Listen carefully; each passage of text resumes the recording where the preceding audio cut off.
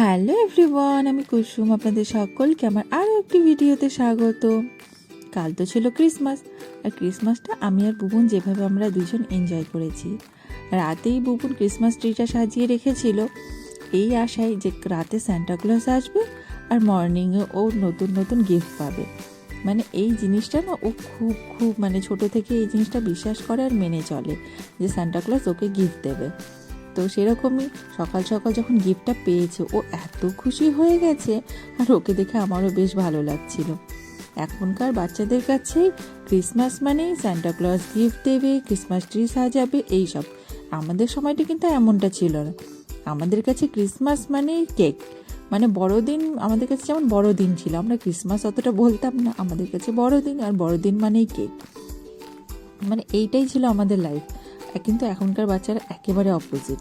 সকাল সকাল ঘুম থেকে উঠে বলছে, মাম্মি আজ তো ক্রিসমাস, তাহলে একটু স্পেশাল কিছু বানিয়ে দাও। ব্রেকফাস্টে তাই বানিয়েছিলাম চিজ পরাঠা, কিন্তু এটা বুবনের কাছে হচ্ছে পিৎজা পরাঠা। এই দিয়ে আমরা ব্রেকফাস্ট সেরে নিয়েছিলাম। তারপরে দুপুরে বানিয়েছিলাম চিকেন, মানে ক্রিসমাস বলেই নিয়ে এসেছিলাম একটু স্পেশাল কিছু আজকে খেতে হবে এই জন্য। আর সাথে ছিল বাঁধাকপির ঘন্ট মাছের মাথা দিয়ে, আর চিকেন পকোড়া, ডাল। এই দিয়ে লাঞ্চ সেরে নিয়েছিলাম। তারপরে বিকেলবেলা বলছি চলো এবার পার্টি করব। পার্টি আর কি করব, মানে বাড়িতে থাকলে তো যেমন বাইরে বেরোনো হয়, আর বাইরে আর আমি আর ছেলে কি আর বেরাবো বলে দুজন মিলে আর বাইরে কোথাও যাইনি। বাড়িতেই সেই সন্ধ্যাবেলা চা পকোড়া এইসব দিয়ে আমরা দুজন মিলে পার্টি করেছিলাম। মানে কি ক্রিসমাসটা না বাড়িতে থাকলে খুব ভালো করে সেলিব্রেট করা হয়।